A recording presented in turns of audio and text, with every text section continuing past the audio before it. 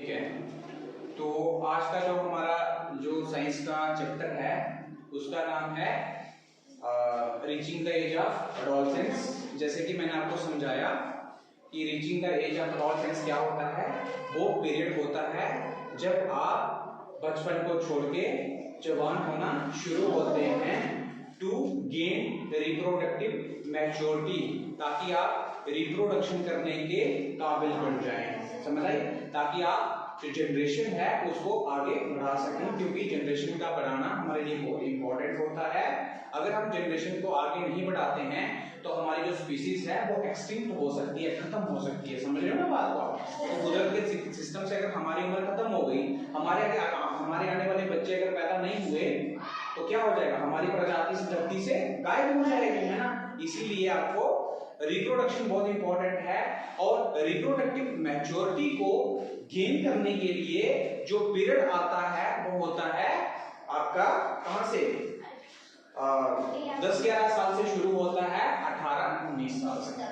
तो अभी हम कौन से टॉपिक पे पहुंचे थे? मैंने आपको बताया था कि जितना भी आपका ये जो आप जब जवान होते हो ना, ये सारा कौन कंट्रोल करता है? हार्मोन्स कंट्रोल करते हैं। कौन कंट्रोल करता है? हार्मोन्स कंट्रोल करते हैं। कौन करता है? हार्मोन्स। ठीक है, और भाई इनके मैं आपको नाम भी बता देता हूं। हाँ, सबसे पहले हार्मोन से पहले हम एक चीज को समझ लेते हैं।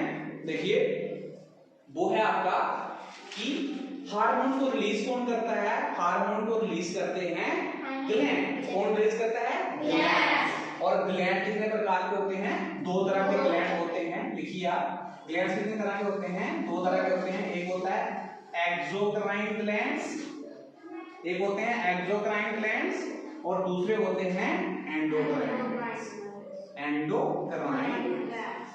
ग्लैंड्स। ठीक है, अब इनका और नाम क्या क्या है? इसको हम कहते हैं एक्सोक्राइन ग्लैंड को हम कहते हैं डक्टनेस। बोलो, इसको बोलो डक्टनेस, और एंडो को बोलो आप ductless. They are also called as ductless glands and exocrine glands are also called as ductless glands. Duct means कोई पाइप या छोटी सी आपकी क्या ट्यूब यानी इसके अंदर से कुछ चीज मटेरियल पास हो सके। जैसे मान के चलो कि आपका जो पानी का सोर्स है, जहां से पानी निकल रहा है वो गाड़ी में है, और वहां से स्कूल तक आपने एक पाइप लगाई और पानी यहाँ पे आके निकल रहा है, वहां से इधर निकल रहा है। देखिए, पैदा धरती से कहां, असली में कहां से उसका सोर्स काल्डी में है, वो यहाँ पे आ रहा है। तो जो वो पाइप है उसको हम डक्ट कहते हैं। उसको हम क्या कहते हैं? डक्ट। हमारी जो भी बॉडी में जो पाइप्स होती हैं, छोटी छोटी नाड़ियां, जिनके द्वारा हमारा जो कोई भी चीज पास होती है एक जगह से दूसरी जगह, हम डक्ट कहते हैं। तो एक्सोक्राइन ग्लैंड्स में क्या होती है? डक्ट होती है, और एंडोक्राइन ग्लैंड्स में डक्ट जो होती है नहीं होती है। सभी वर्ड्स में आप बेटा एक बात याद रखना, जहां पे भी आपको लेस लगा होगा वो चीज वहां पे गायब होगी, जो लेस के पीछे वाली चीज होगी वो गायब होगी। जैसे ये डक्ट है, लेस लगा जाने इसमें डक्ट नहीं है। नेस का मतलब जब भी लगा होगा तो ये चीज उसमें हमेशा श्योरिटी होती है, 100% होगी। जैसे अगर हम बात करें कैरेक्टरलेस, कैरेक्टर पीछे लगा है, लेस लग गया जाने इसमें कैरेक्टर नाम की कोई चीज आएगी, तो हम उसको कहते हैं कैरेक्टरलेस। इसी तरह के मैं आपको ज्यादा डिमॉन्स्ट्रेशन नहीं करूंगा, मैंने आपको पहले भी समझाया कि जिसमें नेस लगा हो वो चीज प्रेजेंट, और नेस लेस लगा हो तो वो चीज प्रेजेंट नहीं है। तो एंडोक्राइन ग्लैंड्स में वो चीज प्रेजेंट नहीं होगी। अब मैं आपको एक और बता दूं। अच्छा, अब आप इनके फंक्शन देख लीजिए। अब मैं यहाँ एक्सोक्राइन जो ग्लैंड्स होते हैं उनका फंक्शन होता है एक केमिकल प्रोड्यूस करते हैं। देखो, दोनों ग्लैंड्स का काम क्या है? केमिकल प्रोड्यूस करना। क्या काम होता है इनका? केमिकल प्रोड्यूस करना। ठीक है, अब इन केमिकल्स के नाम क्या है? एंजाइम्स और हार्मोन्स। एक्सोक्राइन ग्लैंड्स हमेशा एंजाइम प्रोड्यूस करते हैं, एंडोक्राइन ग्लैंड्स हमेशा हार्मोन्स प्रोड्यूस करते हैं। They both are chemicals. ये दोनों क्या हैं? केमिकल्स हैं, लेकिन इन दोनों के जो फंक्शंस हैं वो अलग अलग है। ये बात आपको हमेशा याद रखनी है कि एंजाइम का फंक्शन अलग होता है, हार्मोन्स का फंक्शन अलग होता है। और अभी थोड़ी देर मैंने आपको एक चीज बताई कि हार्मोन बेटा जो आपके बीच में मैच्योरिटी आती है, जो आपको आप जवान होते हो ना, इसको कौन कंट्रोल करता है? हार्मोन्स कंट्रोल करते हैं। छोटी सी मात्रा में वो जो केमिकल होगा आपकी बॉडी के जो एंडोक्राइन ग्लैंड्स हैं वो रिलीज करेंगे, वो छोटा सा जो केमिकल होगा वही बॉडी को मैसेज देगा कि आप इनकी जो मैच्योरिटी है, रिप्रोडक्शन मैच्योरिटी जो है वो इनमें आनी चाहिए और ये बच्चे जवान होने चाहिए। समझ आई बात आपको? जब आप जवान होते हो तो उसको कौन कंट्रोल कर रहा है? हार्मोन्स कंट्रोल कर रहे हैं। समझ आई बात? और दूसरी बात जहां पे आ गई enzyme. Enzyme act like a catalyst. Catalyst मतलब जो किसी चीज को जल्दी जल्दी से करने में हेल्प करे। जैसे मैंने कहा, जैसे मान के चलो एग्जांपल के तौर पे लेके चलते हैं कि देखो अब एक्सोक्राइन ग्लैंड की मैं क्या एग्जांपल दूं आपको? मैं एक्सोक्राइन ग्लैंड की आपको एग्जांपल देता हूं सैलिवरी ग्लैंड। क्या आ गया? Salivary gland. ये क्या है? एक्सोक्राइन ग्लैंड है, यानी इसमें डक्ट है, इसमें डक्ट है। और बेटा ये जो ग्लैंड है सैलिवरी ग्लैंड्स, ये एक्सोक्राइन ग्लैंड है और इसका काम है क्या प्रोड्यूस करना? सलाइवा प्रोड्यूस करना। और ये हमारे टंग के नीचे यहाँ पे होता है, ठीक है, मैंने आपको पहले बताया। और हमारे सलाइवा के बीच में क्या होता है? एक केमिकल पाया जाता है जिसको हम एंजाइम कहते हैं। उस एंजाइम का नाम है अमाइलेज एंजाइम। क्या नाम है? Amylase enzyme. उस एंजाइम का क्या काम है? जो ऐसे खाना हमारा जो है ना, आज खाना खाओगे बेटा 30 दिन बाद बचेगा एवरेज। मुझे ऐसा लगता है कि अगर ये एंजाइम है ना होना, केमिकल नहीं हो, तो खाना बचने में आपको आज खाना खाओ 30 दिन बाद आपको बचेगा। तो वो बेटा 30 दिन आपको एनर्जी कहां से मिलेगी? ये आपको 12, 15, 24 घंटे के अंदर अंदर इस खाने को डाइजेस्ट करवा के इसकी जो भी एनर्जी होती है आपकी बॉडी को, आपके हर एक बॉडी के एवरी सेल को प्रोवाइड की जाती है। और अगर ये एंजाइम ना हो तो हमारी बॉडी में बहुत सारी रिएक्शंस होती हैं, बहुत सारे ऐसे प्रोसेस होते हैं, उनको फास्ट करने में ये एंजाइम हमेशा हेल्प करते हैं। इन एंजाइम को रिलीज करते हैं एक्सोक्राइन ग्लैंड्स। अब हार्मोन सेम केमिकल है, लेकिन हार्मोन्स का काम क्या है? आपकी बॉडी को कंट्रोल करना, ठीक है। एक बात आपने हमेशा याद रखनी, देखिए एक्सोक्राइन ग्लैंड्स को हमने कहा था डक्टनेस ग्लैंड में डक्ट होती है, बेटा इनमें डक्ट होती ही नहीं, इनमें डक्ट होती नहीं है, यानी पाइप नहीं है। तो ये कहां रिलीज करते हैं अपनी कोई भी चीज? ये कहां रिलीज करते हैं? डायरेक्टली। कहां? डायरेक्टली। ये कहां रिलीज करते हैं अपना केमिकल जो निकलेगा? Directly release into blood. कहां? ब्लड। जो एंडोक्राइन ग्लैंड्स होंगे वो कोई भी केमिकल को रिलीज करेंगे, जैसे ये देखो, ये यहां पे ही निकल रहा है ना, यहां पे ही निकल रहा है, और कहीं दूसरी जगह नहीं निकलेगा ना सलाइवा, यहां से ही निकलेगा। लेकिन बेटा जो एंडोक्राइन ग्लैंड से कोई भी हार्मोन स्क्रीन होगा वो सीधा कहां जाएगा? आपके ब्लड में जाएगा, क्योंकि उसको आगे कोई भी पाइप नहीं लगी है कैरी करने के लिए। और आपको पता है ब्लड हमारी पूरी बॉडी में घूम रहे है ना। अब मुझे एक बात बताओ बेटा, एक बड़ा इंटरेस्टिंग चीज आपको भी यहां सीखने को मिलेगी, ठीक है, एक बड़ी इंटरेस्टिंग चीज सीखने को मिलेगी। देखो मान के चलो सैलिवरी ग्लैंड से सलाइवा कहां निकल रहा है? यहां निकल रहा है, यहां से वो जा रहा है फूड के साथ, तो उसका काम है फूड को डाइजेस्ट करना, यानी डाइजेस्टिव सिस्टम में जा रहा है तो काम करेगा। लेकिन बेटा ये जो एंडोक्राइन ग्लैंड से कोई भी हार्मोन रिलीज हो रहा है ये डायरेक्टली कहां जा रहा है? ब्लड में। अब मुझे बात बताइए, ब्लड तो पूरी बॉडी में घूम रहा है, यानी ब्लड में मिक्स हो गया। अब अगर उसका काम है कि रिप्रोडक्टिव मैच्योरिटी लानी आपके बीच में, उसका काम है कोई और काम करना, हार्मोन्स के अलग अलग काम होते हैं ना, अलग अलग हार्मोन्स के नेम है और उनके काम भी अलग है। अब वो सारे किसमें घूम रहे हैं? ब्लड में घूम रहे हैं। तो भाई वो कैसे जाएगा आपके डाइजेस्टिव सिस्टम को कंट्रोल करने? कैसे कंट्रोल करेगा? सोचने वाली बात है। देखो सारे केमिकल कहां जा रहे हैं? आपके ब्लड में जा रहे हैं, और वो बाकी वाली पूरी बॉडी को कंट्रोल कैसे करेंगे? अब ऐसा हो सकता है ना, वो ब्लड है, वो जहां भी उनको कोई जगह दिखेगी वो अपना काम करना शुरू कर देंगे। लेकिन एक चीज आपने हमेशा याद रखनी है, ये जो हार्मोन्स होते हैं, क्या होते हैं? हार्मोन्स जो होते हैं हमेशा ये टारगेट साइड होती है। क्या होती है? टारगेट साइड होती है, इसको टारगेटिंग साइड कहते हैं। टारगेट साइड होती है जगह, SID साइड, टारगेट साइड होती है जगह।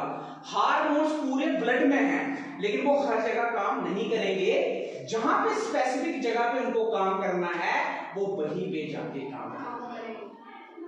देखो हमारे ब्लड में बहुत सारे हार्मोन्स होंगे, लेकिन वो काम कहां करेंगे?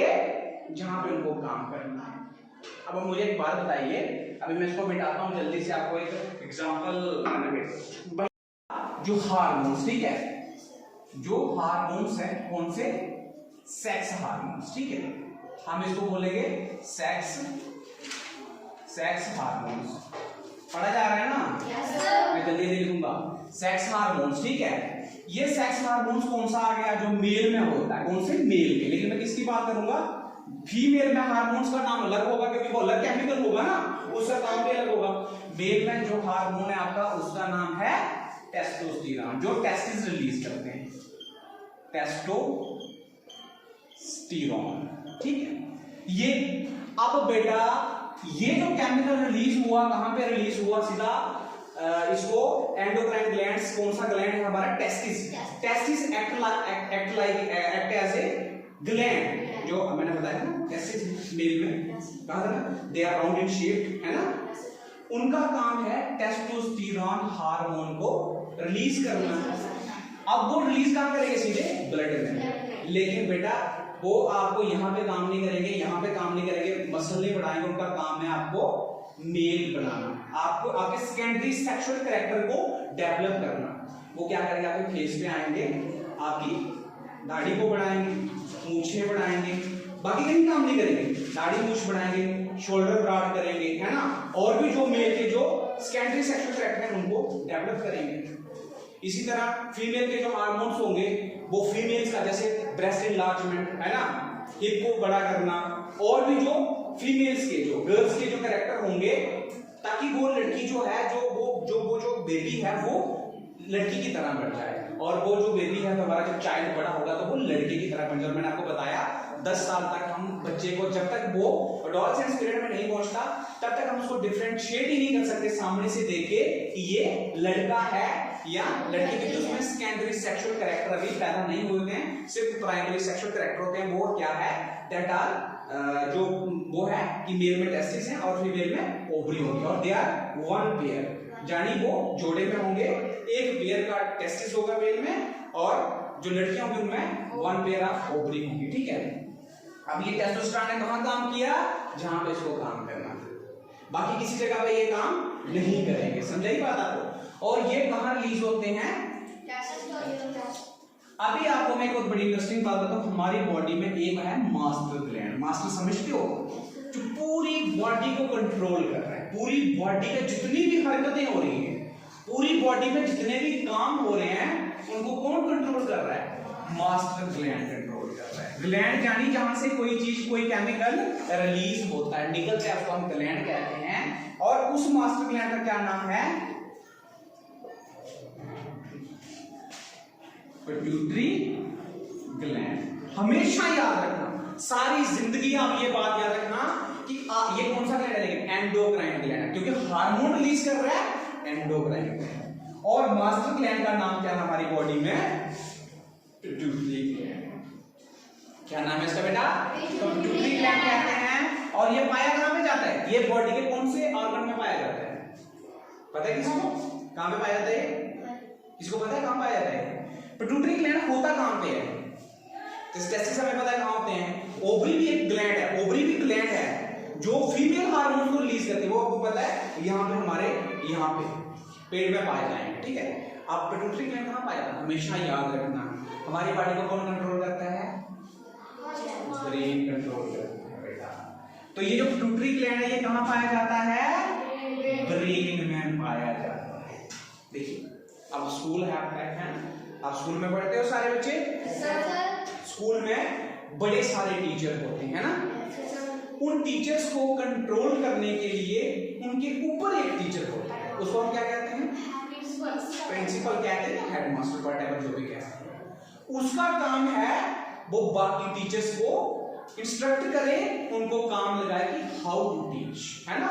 और स्कूल को किस सिस्टम से चलाना है, कैसे चलाना है, कैसे इंप्रूवमेंट लानी है, उनको कंट्रोल करने के लिए एक क्या होता है?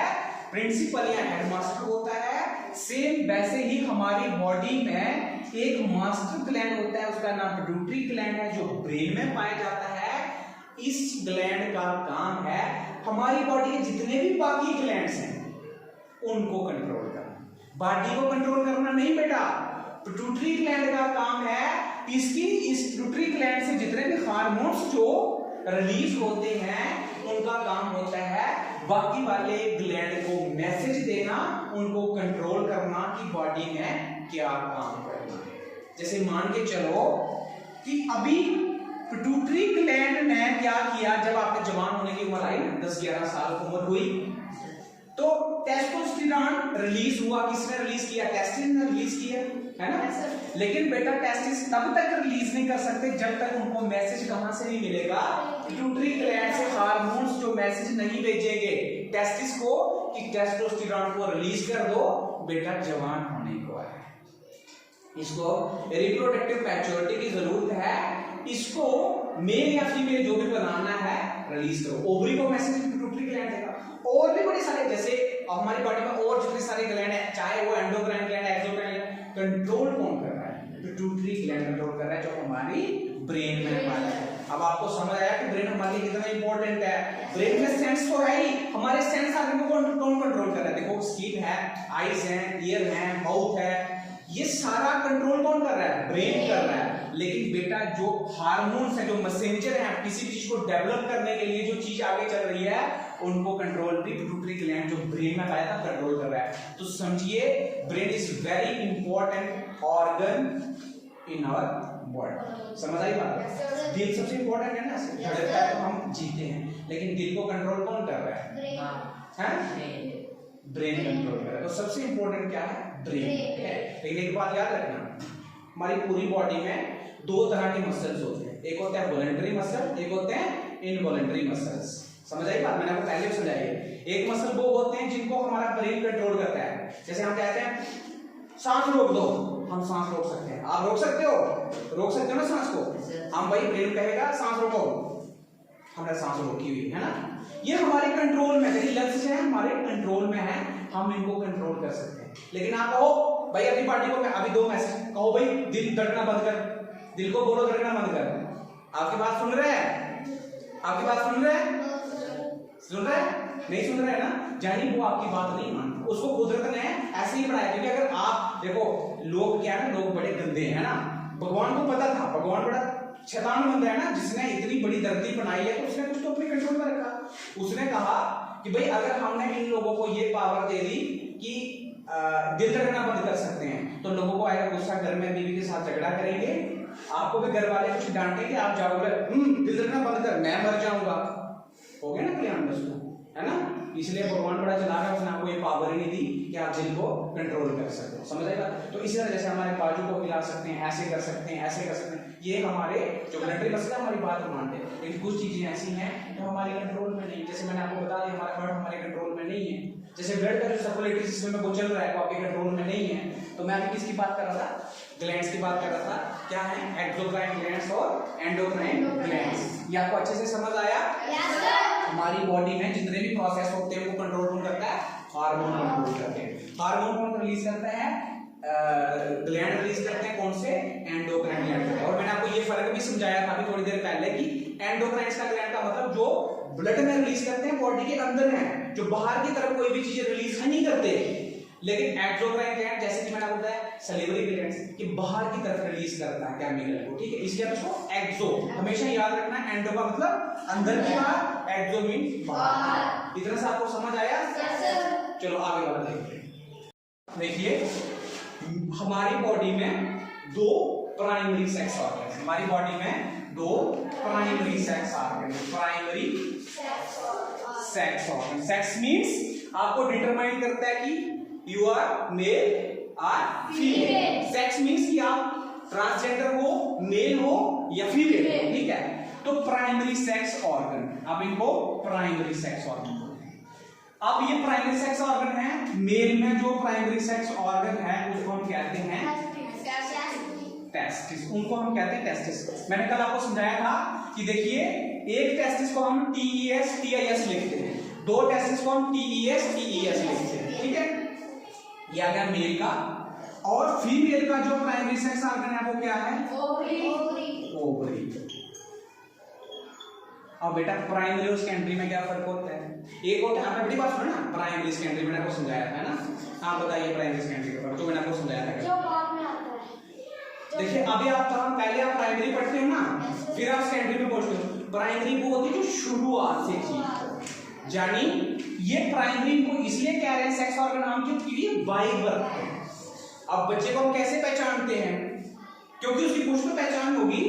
अगर मेल होगा तो उसके बीच में प्राइमरी सेक्स ऑर्गन होगा, दैट इज टेस्टिस, ठीक है, या दैट आर टेस्टिस।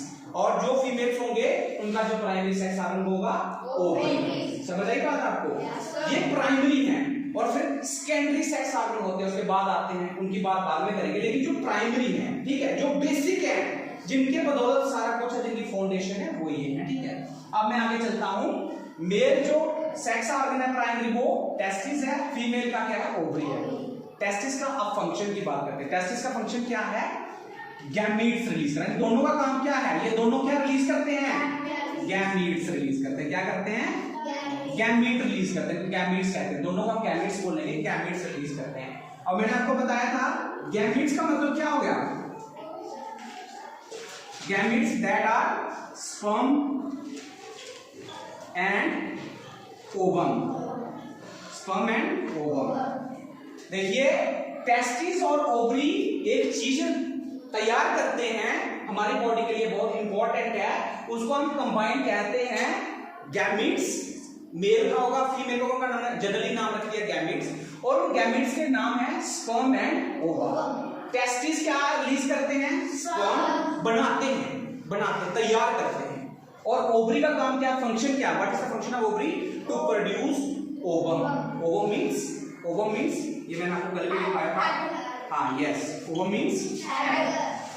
अब आपको ये हैरानी की बात नहीं है, आपके लिए तो नई बात है, हैरानी की बात है कि ह्यूमन बॉडी में भी एग होते हैं, यानी जो हमारी जो बर्थ होती है वो एग से होती है। समझ आई बात?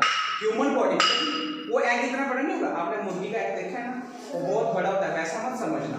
इतना छोटा है कि उसको हम माइक्रोस्कोप से देख सकते हैं, नंगी आंखों से हम उसको देख ही नहीं सकते। समझ आई बात आपको? और मैंने आपको ये बात भी बताई थी, what is the difference between ओवा एंड ओवम? ये देखिए, ओवा मींस बड़े सारे, यानी प्लूरल में जब हम जैसे हम चाइल्ड का चिल्ड्रन करते हैं ना, इसी तरह एक एग होगा तो हम उसको ओवम लिखेंगे, बहुत सारे एग होंगे तो हम उनको ओवा लिखेंगे। इसी तरह स्पर्म का तो स्पर्म्स हो जाएगा, स्पर्म यानी एक स्पर्म है, और स्पर्म्स यानी बहुत सारे स्पर्म्स हैं। ये इनका आ गया आपका काम, किसका? ओवरी और टेस्टिस का काम। समझ आई बात आपको? अब आप मुझे एक बात बताइए, अब मैंने आपको एक बात बताई कि भाई आगे फर्टिलाइजेशन कैसे होगी, ठीक है। अभी मैं आपको ये बात बताता हूं आगे वाला। अब एक मेंस्ट्रुएशन साइकिल भी होता है, ठीक है। अभी जल्दी जल्दी से आप सुनते जाइए। अभी यहां तक मैंने आपको नहीं समझाया था ना, देखिए अब क्या है, फीमेल में क्या प्रोड्यूस होता है?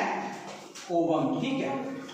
लेकिन बेटा फीमेल में ये ओवम रिलीज कब होता है? कौन सी उम्र में? यही उम्र, जब आपकी ये उम्र स्टार्ट होती है 11-12 साल, 13 भी हो सकता है। मैंने कहा था पर्सन टू पर्सन ये एडोलसेंस पीरियड आपका वेरी करता है, यानी किसी का 12 में शुरू होगा, किसी का 11 में, तो किसी का 13 में भी हो सकता है, ठीक है। और लास्टस भी जो खत्म होगा वो वाला टाइम भी आपका अलग अलग हो सकता है। तो ये 11-12 साल में ओवरी क्या करेगी? ओवरी के अंदर एग कब से होंगे? जब बच्ची का जन्म होगा ना, लड़की का जन्म होगा तो ओवरी होगी। ओवरी के अंदर ये ओवम होंगे, कितने? 1200-1300 जितने भी ओवम जो पाए जाते हैं उसके अंदर पहले से। आपको मैंने बताया साइज कितना सा, ओवरी का साइज कितना सा, जितना सा बेटा आपने एक राजमा का दाना देखा है, इतनी सी ओवरी है, कोई बहुत बड़ा पार्ट नहीं है वो, लेकिन they are pair in shape, one pair, एक इस साइड है एक इस साइड है, दोनों का काम है, इसमें भी एग होंगे इसमें भी एग होंगे, ठीक है। लेकिन ये एग मैच्योर कब होंगे? जब इनको पिट्यूटरी ग्लैंड से मैसेज मिलेगा कि आप इन एग को रिलीज करो, वो मैच्योर हो चुके हैं, अब वो रिलीज होना शुरू होंगे 11-12 साल की उम्र में। अब एग जो रिलीज होगा, जो वो मैसेज से जाएगा, लेकिन अब वो हर मंथ का एक एग रिलीज होगा, एवरी मंथ। इसको क्या हम क्या कहते हैं? Menstruation cycle. इसको क्या कहते हैं? मेंस्ट्रुअल साइकिल कहते हैं, मेंस्ट्रुअल साइकिल कहते हैं, ठीक है। ये lasts and lasts up to every 28 days, every 28 last up to लिखो, रिपीट लिखो, लास्ट जो भी है, हर मंथ 28 दिन का इसका साइकिल होता है एग का, समझ लीजिए। तो जानी 28 डेज में तो एक मंथ हो जाता है ना, आप एक मंथ लेके चलिए। इस मंथ अगर ये ओवरी एग रिलीज करेगी तो अगले मंथ ये नहीं रिलीज करेगी, अगले मंथ ये वाली रिलीज करेगी, फिर ये वाली रिलीज करेंगे, फिर ये वाली रिलीज करेंगे। ठीक है, समझ आई बात आपको? अब ओवरी का काम है एग को रिलीज करना, ओवरी का काम है एग को रिलीज करना।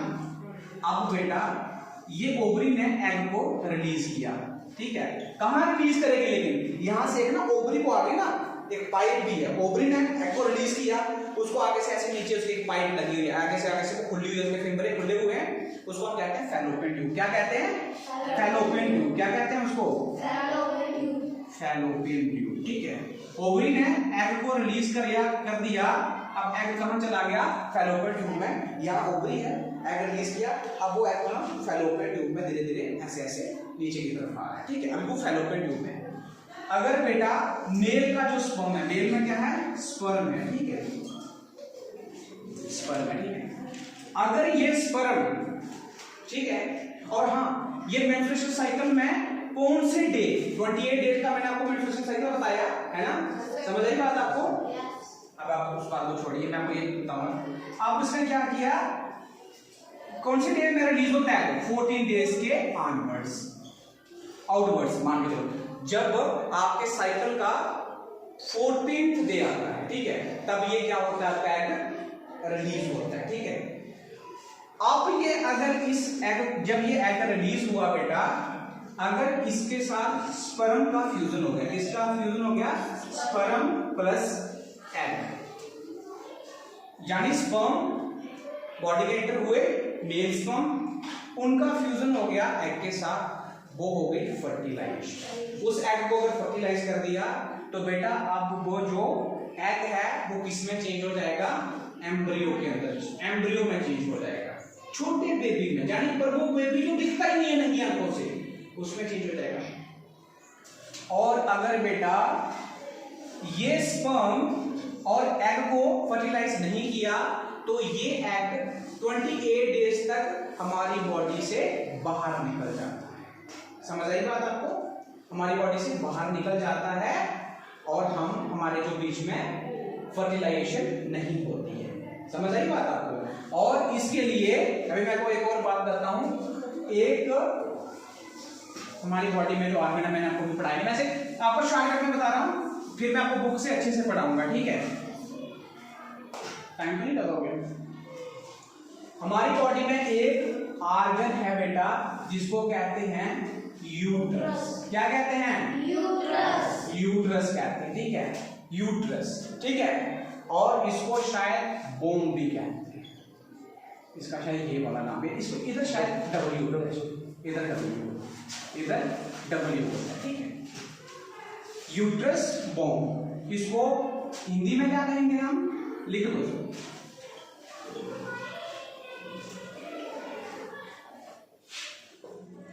वेरी इंटरेस्टिंग, बहुत ही इंटरेस्टिंग बात बता रहा हूं आपको। आप सभी बच्चों को पता है भाई, हम सबकी बर्थ हुई है ना, तो बच्चा कहाँ होता है? माँ के पेट में, है ना?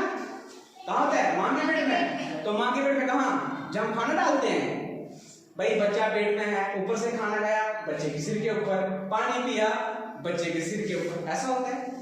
मैंने आपको ये बात पहले बताई थी, मैं किसी को बताई नहीं शायद, आपकी क्लास में, आगे वाली क्लास में, आप शायद नेक्स्ट क्लास में बताइए। कहाँ होता है बच्चा? पेट में होता है ना।